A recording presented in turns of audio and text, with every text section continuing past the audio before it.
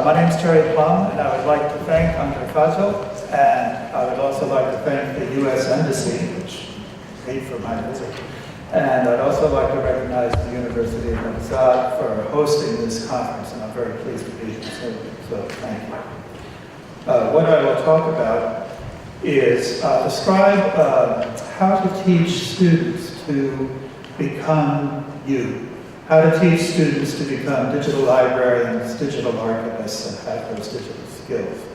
So I'm going to describe a course in digital libraries that was designed by my colleague, Candy Schwartz, and is also taught by another colleague, Aaron Rubenstein, and me. And in the process of designing this course, we created a space, an environment called the Digital Curriculum Lab. And I'll show you that and show you how it works. And what we'll be looking at is a set of skills for digital librarians, for digital archivists, for digital museum people, for digital cultural heritage, and for digital exhibits. So a big project. What we'll be seeing is that there's a level of skills that transfers, but more interesting to me and to perhaps you is there is a level of values which is shared by people in these different professions as they embark on these projects. So that's my agenda. I'm going to start in a strange place. I'm going to start with a beautiful lake that lives near, that the lake is near my home. All cultural heritage is local, so this is okay. I can talk about where I live.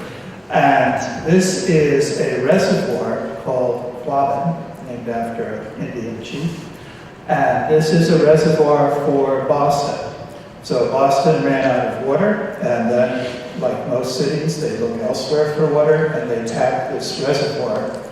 And this reservoir is interesting. Well, it's 105 kilometers from Boston, so it's far away.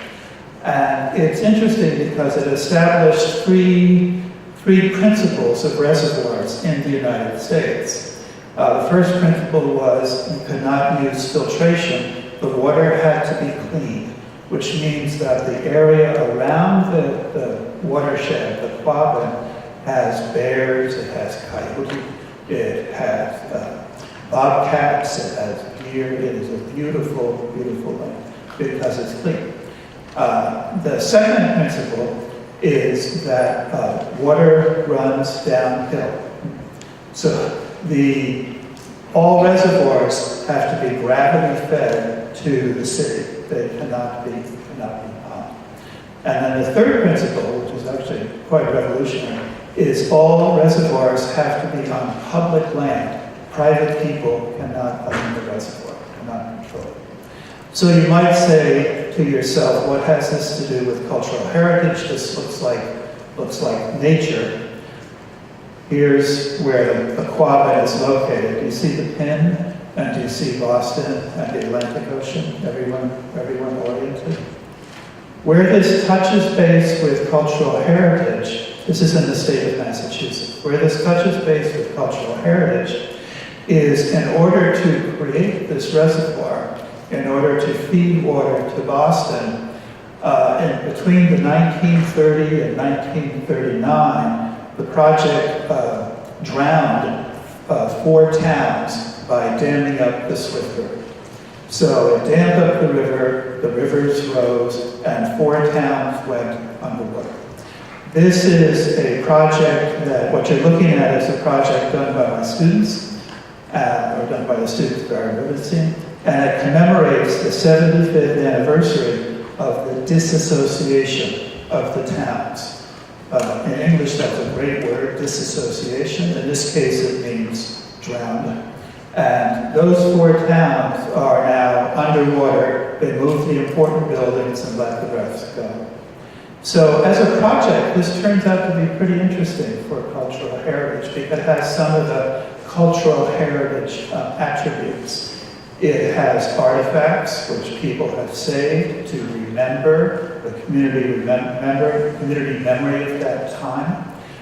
It happened in the past, but now it's underwater, so nobody can argue with your reconstruction of the history. The immediate and persistent present is no longer a problem because there isn't any. It has nostalgia. Do you see the picture there with the people standing around in that case, it looks like a water truck. Most Americans feel as though that's their heritage, although very few of us have actually lived this way.